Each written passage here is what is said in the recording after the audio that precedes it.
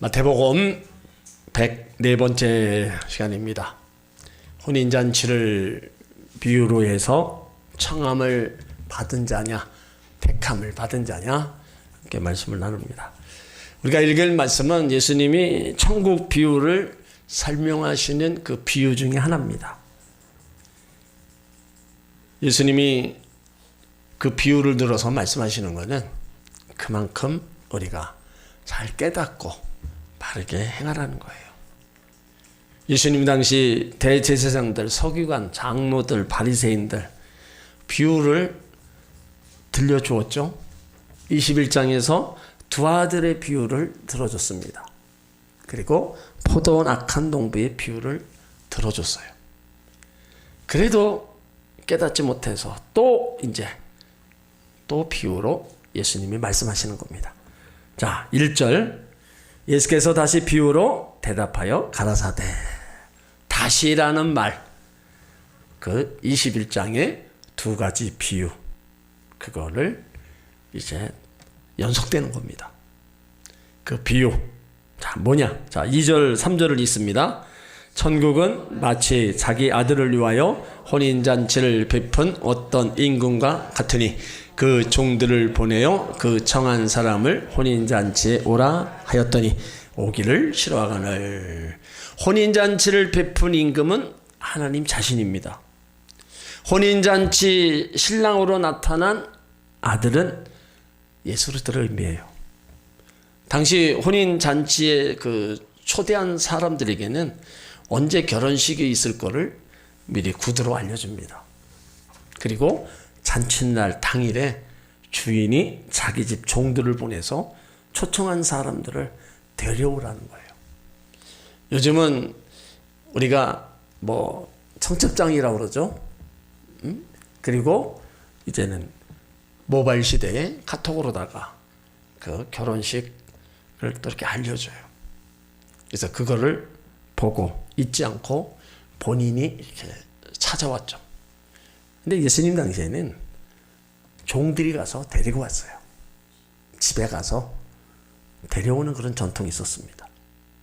그러니까 임금도 잔칫날이 되자 구두로 초대했던 사람들에게 종들을 보내서 오늘 결혼식이 있으니 오라.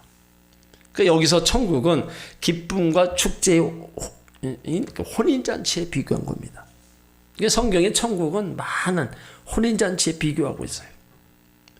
우리가 세상에서도 제일 즐거운 혼인잔치, 거기에는 즐거움이 있고 풍성한 음식이 있고 인심이 후하고 사랑이 넘칩니다.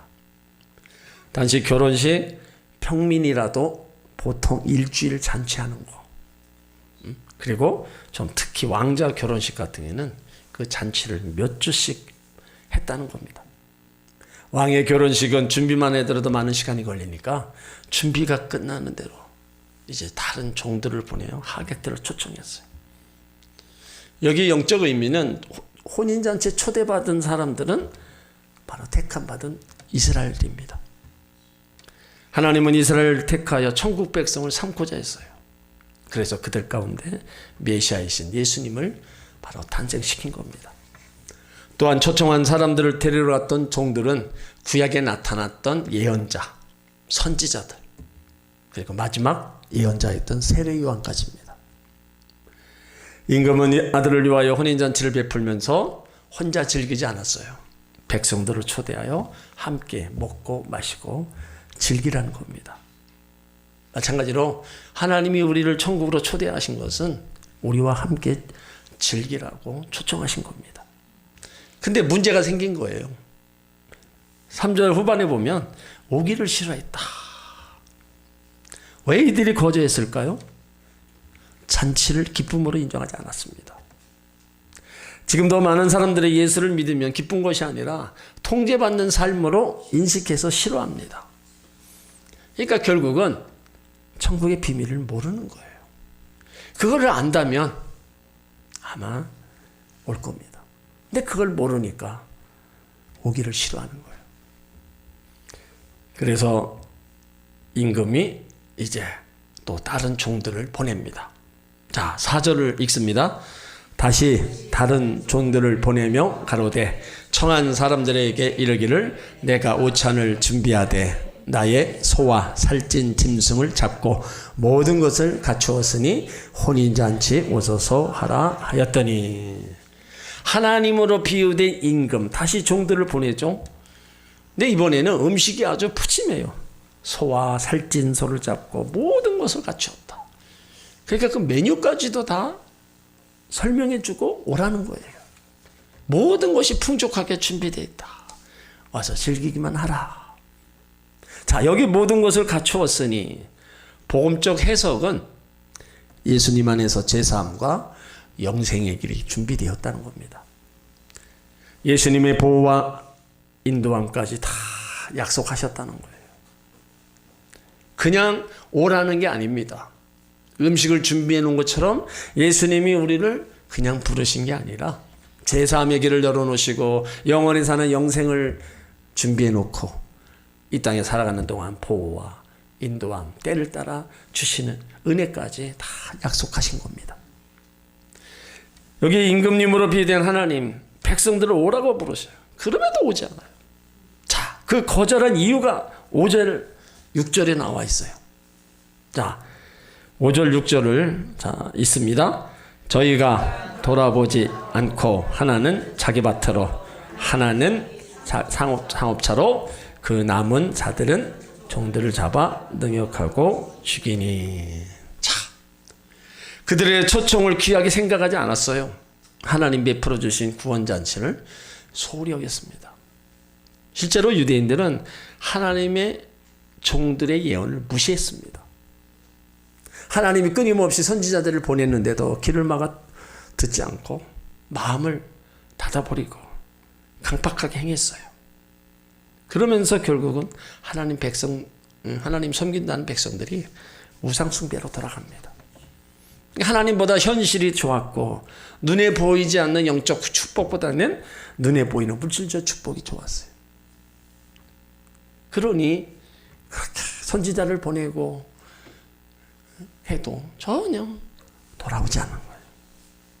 뭐 지금도 마찬가지죠. 예수님 앞으로 많은 초청이 이어지고 있습니다. 우리가 뭐 이웃들에게 가족들에게 예수님 앞으로 나와라, 교회 나와라, 예수 믿어라. 응? 우리가 복음을 전하면 그들의 반응이 어떻습니까? 때로는 인상을 써요. 특히 자녀들에게 얘기하면 제일 듣기 싫어합니다. 또 그 소리 한다고. 응? 형제들도 또 마찬가지예요. 잘 받아들이질 않아요. 대수롭게 여기지 않습니다. 그러니까 결국은 그 초청이 얼마나 귀한 초청인지를 미처 깨닫지 못하는 거예요.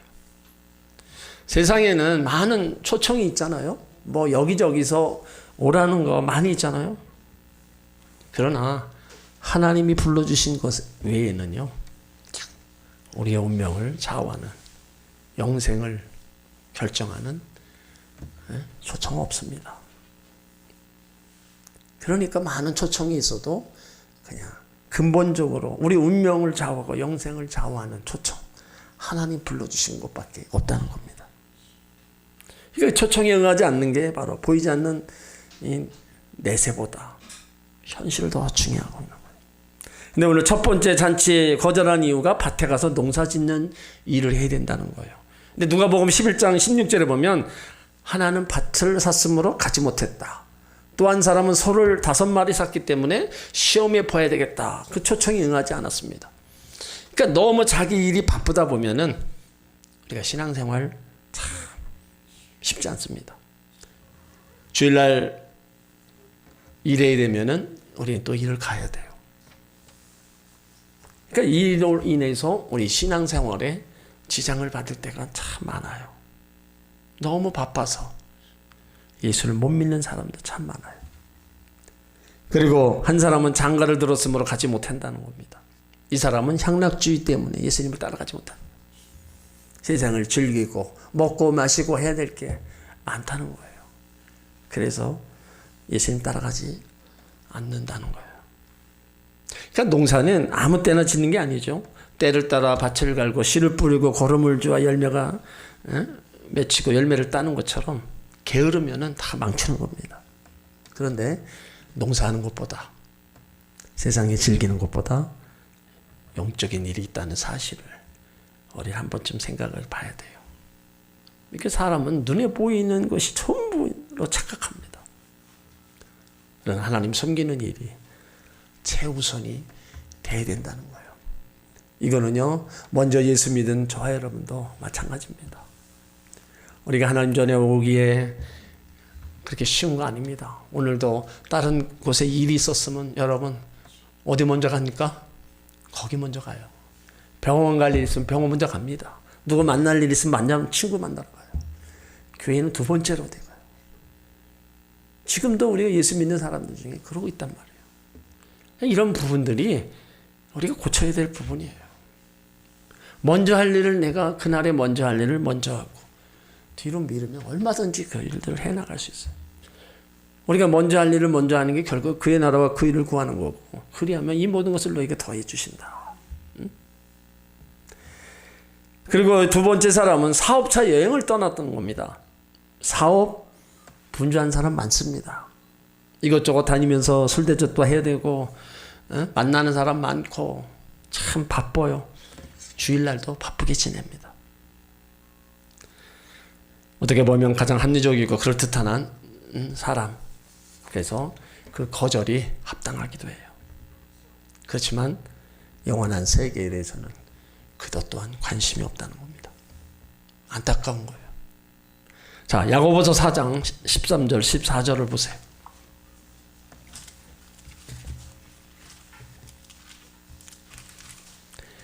야고보서 4장, 바쁘게 일하는 사람에게 하나님 하시는 말씀입니다.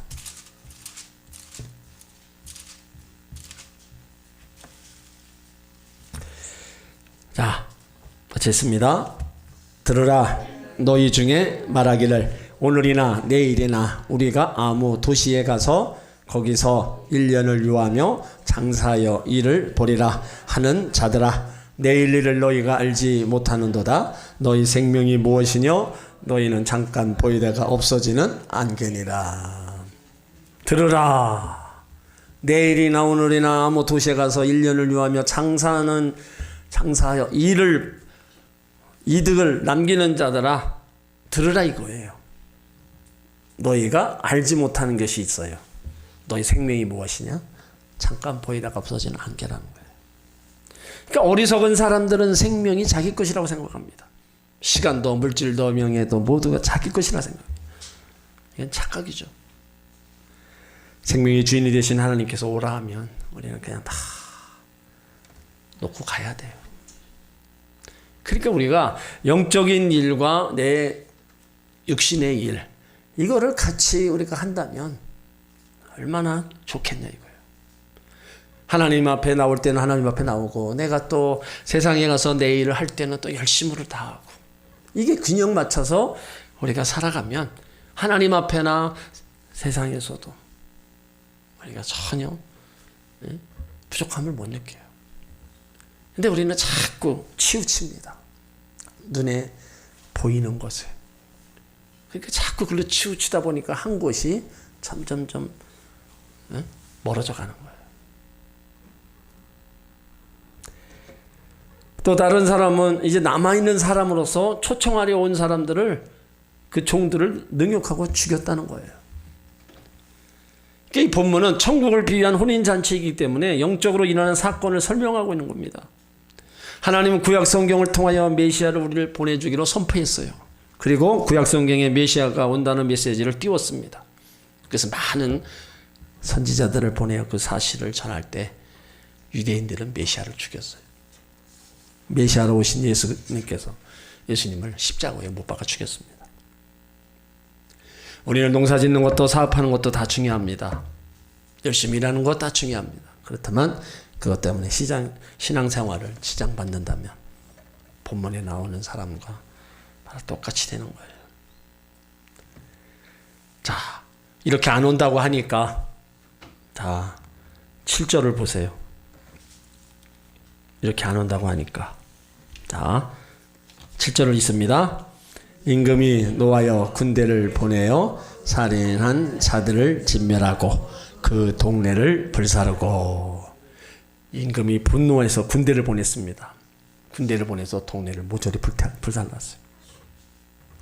이 말씀은 마태복음 23장의 그 예루살렘 멸망에 대한 예수님의 예언과 똑같은 사건입니다.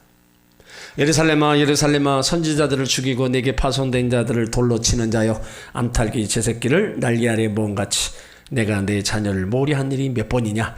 그러나 너희가 원치 않았도다. 보라 너희 집이 황폐하여 버림받으리라. 예수님이 십자가 지시기 전 산에 가서 기도하실 때 예루살렘 성을 바라보시면서 눈물을 흘리신 사건이 나와요. 예수님 돌아가시고 40년이 지난 주 70년에 예루살렘 거리가 로마의 디도 장군에 의해서 완전히 불탑니다. 돌 하나에 돌도 남기지 않고 다 무너져요. 그러니까 도시 전체를 다 불사르고 유대인을 죽이고 끌고 가 노예를 삼는 그 피비린내 나는 살육의 전쟁이 바로 예루살렘에서 일어났습니다. 예루살렘 그 일을 미리 내다보시고 예수님이 눈물을 흘리신 거예요. 그러니까 지금 임금이 그 종들을 죽이고 능욕한 자들을 다 끌어내서 불에다 심판한다는 거예요. 그러니까 이 일이 결국에는 훗날에 일어날 그런 일을 다 영적으로 교훈을 삼고 있는 겁니다. 예수님을 거절하고 불신앙으로 가득 찼던 바로 그 성읍 예루살렘 성, 또 그 예수님을 거역했던 많은 사람들, 결국은 심판 때를 다 불의 심판을 받는 거예요. 오늘도 우리 현대의 거리에는 많은 무신론자들이 활보하고 있습니다. 언젠가는 예수님 재림시에 죄악된 바로 도성이 무너졌듯이 바로 심판이 임할 수밖에 없는 거예요. 우리는 여기서 주 예수를 믿어라 그리하면 너와 내 집이 구원을 얻으리라 천국 초청에 지체하지 말고 바로 우리가 순종하며 전해야 될 그 사명이 있음을 여기서 발견하게 됩니다. 돈 버는 일 중요합니다. 농사 짓고 시집 가고 장가 가는 일 다 중요해요. 그렇지만 그것보다 먼저 우리 영혼을 결정하는 그 초청에 우리가 더 참여하는 게 더 중요하다는 겁니다. 천국 초청을 거절하는 사람에게 영원한 형벌과 심판이 있다고 성경은 말하고 있어요. 그러면서 8절로 10절에 이제 임금이 생각을 바꾸어서 자격에 맞지 않지만 다른 사람을 초청했습니다.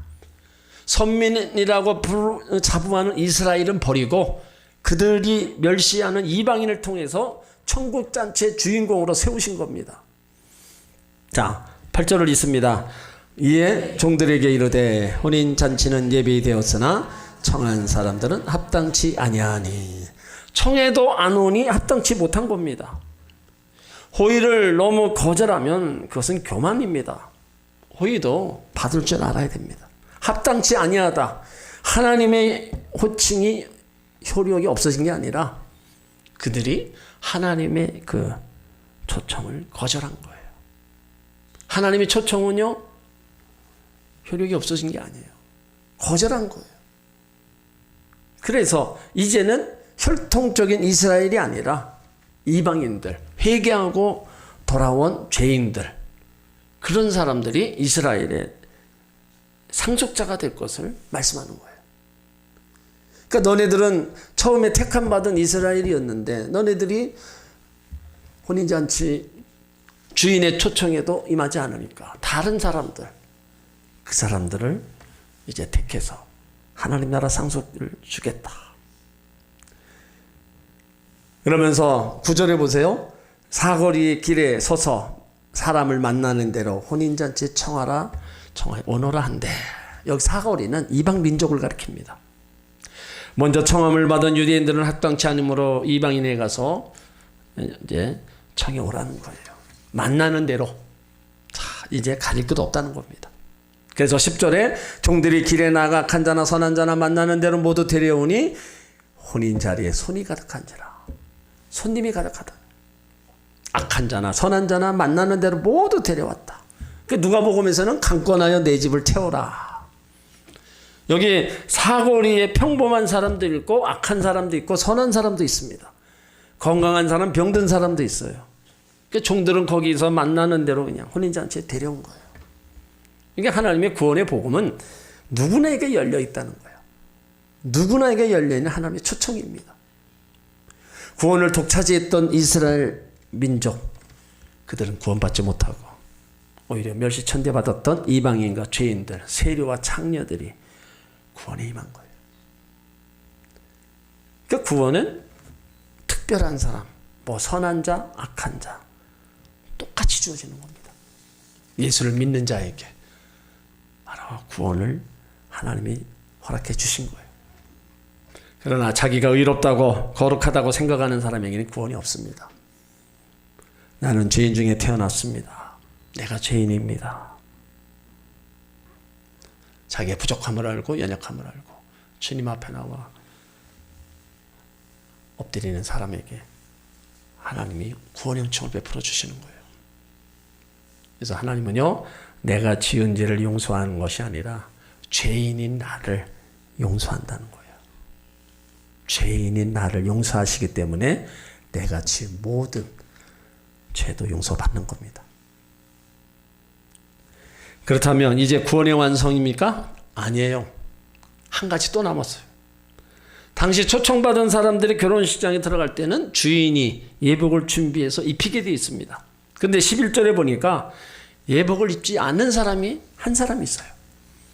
임금이 손을 보러 들어올새 거기서 예복을 입지 않은 한 사람을 보고, 이 예복은 예수 그리스도의 보혈의 옷이요, 의의 옷입니다. 그러니까 천국에 가려면 의의 세마포를 입어야 합니다. 믿음으로 말미암아 의롭다함을 받은 의의 세마포를 입어야 된다는 거예요. 의의 세마포 옷은 예수님만 믿을 때 하나님 우리 가운데 주시는 옷입니다. 그래서 12절에 가로되 친구여 어찌하여 예복을 입지 않고 여기 들어왔느냐 하니 저가 유구무원이거늘. 친구여, 바로 그 사람 이름은 모르지만은 그에게 묻는 겁니다. 어찌하여 예복을 입지 않고, 남들은 다 왕이 주는 예복을 입었는데 당신은 왜 옷을 입지 않았냐? 그러면 이 옷을 입지 않는 사람은 어떤 사람이에요? 자기 행위로, 자기 지식으로 구원받기에 충분하다고 믿는 사람들, 예수 믿지 않는 사람들, 하나님 말씀에 순종하지 않는 사람들입니다. 그러니까 성경은 이런 사람을 가리켜서 가라지, 염소라고 얘기하는 거예요. 주여 주여 하면서 불법을 행하는 사람들입니다. 자, 13절에 같이 있습니다. 임금이 사환들에게 말하되 그 수족을 결박하여 바깥 어두움에 내어 던지라. 거기서 슬피 울며 이를 갈미 있으리라 하니라. 혼인잔치에 많은 사람이 참여했는데 그 사람 중에는 예복을 입은 사람과 예복을 입지 않는 사람이 나눠졌어요. 그래서 12절에 주인이 한 사람을 보고 왜 예복을 입지 아니하느냐 이렇게 말했는데, 이것은 예복을 입지 않는 사람이 한 사람뿐이라 아닙니다. 그 예복을 입지 않는 사람 중에 한 사람을 지목해서 따지는 거예요. 물론 많이 있겠죠. 한 사람을 지목해 따지는 겁니다. 그리고 예복을 입지 않은 사람에 대해서 주인이 너무 가혹한 형벌을 내립니다. 그 수족을 결박하여 바깥 어두움에 내어 던지라. 거기서 슬피 울며 이를 갈미 있으리라. 그 예복을 안 입으면 나가라고 하면 될 텐데 그 사람을 지옥에 던지라는 겁니다. 그러니까 이 예복 문제는 단순한 옷의 문제가 아닙니다. 이 예복이라는 거는요, 결국은 구원의 문제예요. 예복을 안 입으면 단순히 쫓겨난 것이 아니라 구원에 이르지 못한다는 겁니다. 그러니까 이 예복은 예수 믿어 구원받은 자가 입는 옷이에요. 하나님이 입혀주신 세마포, 그 옷이라는 거예요. 우리들도 하나님이 펴주신 바로 그 예복을 다 입은 자들입니다. 그래서 그 예복에 대해서 자 계시록 19장을 한번 찾아보세요. 예복을 입은 우리들 신부로서 우리가 잘 어울리는가 한번 우리가 봐야 됩니다. 계시록 19장 6절로 8절.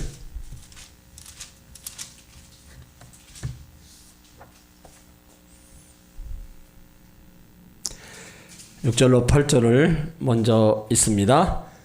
또 내가 들으니 허다한 무리의 음성도 같고 많은 물소리도 같고 큰 대성도 같아서 가로되 할렐루야 우리 하나님 곧 전능하신 이가 통치하시도다.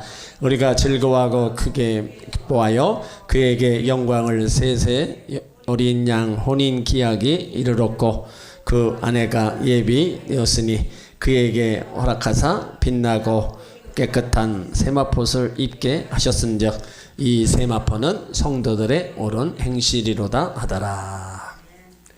우리가 즐거워하고 크게 기뻐하여 그에게 세세토록 영광을 돌리세. 어린 양 혼인기약이 이르렀고 그 아내가 예비되었으니 그에게 허락하사 빛나고 깨끗한 세마포 옷을 입게 하셨은즉 세마포는 성도들의 옳은 행실이라. 어린 양의 혼인기약 바로 깨끗한 세마포, 예수를 믿음으로 의롭다함을 받은 의의 옷입니다. 그런데 이 예복을 성도들의 옳은 행실이라고 얘기했어요. 그러니까 세마포가 성도들의 옳은 행실로 지어진 옷이라는 거예요. 그러면 옳은 행실의 실체가 무엇이냐? 자, 9절로 계시록 19장 9절로 10절을 자 같이 있습니다. 천사가 내게 말하기를 기록하라. 어린 양의 혼인잔치에 청함을 입은 자들이 복이 있도다 하고 또 내게 말하되 이것은 하나님의 참되신 말씀이라 하기로 내가 그 발 아래 엎드려 경배하려 하니 그가 나더러 말하기를 나는 너와 및 예수의 증거를 받은 내 형제들과 같이 종인이 삼가 그리하지 말고 오직 하나님께 경배하라. 예수의 증거는 대형의 영이라 하더라. 여기 옳은 행실은 예수의 증거를 받은 행실입니다. 나도 예수의 증거를 받았고 당신도 예수의 증거를 받았다는 겁니다. 그런데 또 설명하는 말이 뒤에 나와요. 예수의 증거는 대언의 영이라 하더라. 그러니까 성도들의 옳은 행실은 예수님을 증거를 받은 겁니다. 그 예수님의 증거가 대형의 영. 대형의 영은 바로 성령을 말하는 거예요. 그러니까 성령이 우리의 예복을 지으신 분입니다. 성령이 우리 예복을 확인하시는 분이에요. 에베소 1장 13절에 보면 그 안에서 너희도 진리의 말씀은 곧 너희 구원의 복음을 듣고 그 안에서 또한 믿어 약속의 성령으로 인치심을 받았으니 이는 우리의 기업의 보증이 되사 그 어리신 것을 구속하시고 그의 영광을 찬미하게 하려 하십니다. 성령께서 우리의 구원에 인치는 역할을 하십니다. 예수 믿는 사람들에게 성령의 도장을 찍어서 하나님의 구원을 보증하신 이가 바로 성령입니다. 그 성령이 우리에게 예복을 지어주셨고 하나님 자녀라는 확인을 시켜준 영, 바로 성령이십니다. 성령께서 우리에게 믿음으로 예복을 입혀주셨고 우리를 하나님 자녀로 거듭나게 하시고 하나님 자녀로 인쳐주시고 보증해 주신 영, 바로 성령이라는 거예요. 그래서 그 영이 우리에게 예복을 주셨는데 성도들의 옳은 행실의 실체는 믿음이라는 말입니다. 그러니까 예수를 나의 구주로 믿는 행위를 옳은 행실이라는 거예요. 예수를 나의 구주로 믿는 믿음, 그 믿음이 옳은 행실. 그러니까 예수 믿는 자들에게 그 성령을 통해서 옷을 지어 입히고 성령이 하나님 자녀다 다 인쳐주신 거예요. 그러니까 그 누구도 빼앗을 자가 없는 거예요. 내가 하나님 앞에 머물러 있고 내가 은혜 입은 사람답게 믿음의 길을 계속 가기만 하면 성령이 끝까지 우리를 붙잡고 같이 인도해 가시는 겁니다. 근데 문제는 뭐예요? 나의 불순종, 나의 악함, 나의 죄로 인해서 자꾸 우리는 믿음의 길에서 벗어나려고 하는 거예요. 틈만 나면 우리는 죄악의 길을 가려고, 내 소견이 옳은 대로 가려고 우리는 자꾸 그렇게 갑니다. 그런 것들이 있을 때마다 우리 자신이 내 자신을 쳐서 복종시키면서 내가 믿음의 길을 가려고 힘쓰고 애써야 돼요.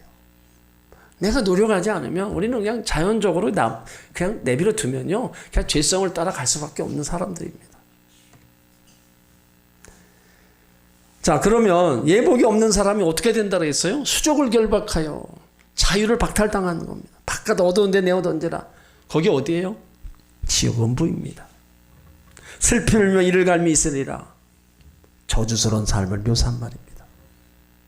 실제로 지옥불에 떨어지면 뜨겁다고 이를 갈게 돼 있습니다. 그냥 지옥 생각만 해도 무섭고, 생각도 하기 싫은 데가 바로 지옥이에요. 그래서 결론적으로 하시는 말씀이 14절이에요. 자, 14절을 읽습니다. 청함을 받은 자는 많되 택함을 입은 자는 적으니라. 여러분, 어느 쪽입니까? 청함을 받은 자입니까? 택함을 입은 자입니까? 우리가 전도할 때 많은 사람 오죠? 전도할 때 우리가 많은 사람 데려와요. 근데 거기서 청함을 받은 사람은 그때만 그냥 청해서 온 거예요. 택함 받은 게 아닙니다. 그래서 한번 왔다가 간다. 여러 가지 말들을 우리가 많이 했는데 그 중에 택함을 입은 자가 있다는 거예요. 100명이 왔는데 100명이 청함을 받고 왔다 할지라도 그 중에 택함 받은 사람 한 명이 있으면 그 한 사람으로 하나님 나라에서 기뻐하는 겁니다. 여러분, 청함을 받았다면 그때뿐입니다. 아무 주인공이 될 수가 없는 거예요.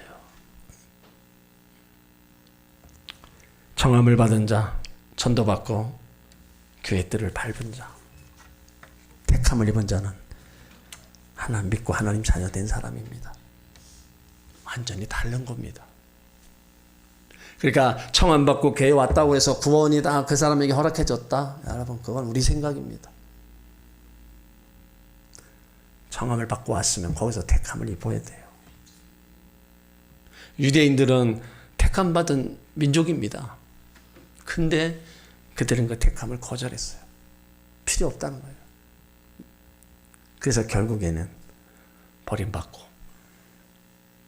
이방인들이 택함을 입어서 하나님 자녀가 된 거예요. 우리는 하나님의 택함 받은 자인 것을 여러분 잊어서는 안 됩니다. 나는 청함을 받은 사람이 아니다. 나는 택함 받은 하나님의 백성이다. 그러니까 우리가 바르게 믿고 바르게 신앙생활을 해야 돼요. 이 택함은요, 보통 택함이 아닙니다. 하나님의 택함이에요. 주인이 택함을 입어서 그 예복을 입고 혼인잔치에 참여했다. 우리도 예수님 혼인잔치가 이제 예수님 오실 때 벌어진다면 그 혼인자리에 우리가 다 참여하는 하나님 자녀가 돼야 되잖아요. 근데 거기 아무나 참여합니까? 성령이 만들어주신 세마포 의의 옷을 입고 거기 참여하는 거예요. 택함 받은 자만 그게 주어진 겁니다. 하나님이 우리를 이렇게 택해 주셔서 하나님 자녀 삼아 주셨다면 우리는 감사해서 더 하나님 앞에 머무르는 시간이 더 많아야 됩니다. 한번 교회 왔다 하는 거는 여러분 절대로 택함이 될 수가 없어요. 그냥 초청해서 온 겁니다. 말 그대로. 우리는 교회 와서 택함을 입고 하나님 전에 머물러 있어요. 그러면 우리가 택함을 주신 하나님 감사하면서 우리가 더 열심으로 신앙생활 하다 보면 이 다음에 혼인잔치가 열릴 때 우리는 거기에 참여할 수 있는 거예요. 예수님 신랑 우리는 신부로 혼인잔치가 열릴 때 참여한다. 그것을 준비해 놓고 지금 하나님은 오라는 거예요. 택함 받은 자를 찾고 있는 겁니다. 여러분, 우리가 택함을 입었듯이 내가 알고 있는 이들이 하나님의 택함을 입을 수 있도록 우리는 또 잔치 자리에 초대를 해야 돼요. 초대해서 왔는데도 그냥 가면 그거는 하나님이 어떻게 보면 택하지 않은 겁니다. 안타까운 거죠.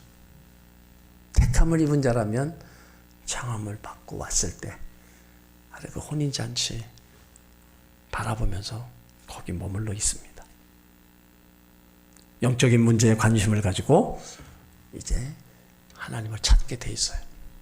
그렇지 않으면 오로지 먹고 사는 문제 거기에만 관심을 갖다 보면 영적인 문제가 뭐고 아무 관심 없죠. 그 결국에는 택하면서 멀어져 가는 거예요. 그런 안타까운 일들이 내가 알고 있는 사람 중에는 일어나지 말아야 됩니다. 오늘 예수님이 이렇게 비유까지 들어서 말씀하시는 그 이유가 우리가 분명히 깨닫기 위해서 이런 비유를 들어서 말씀하신 거예요. 물론 우리가 알고 이제 바로 행하는 우리 믿음의 자녀들이 되시길 주 이름으로 축원합니다. 아멘.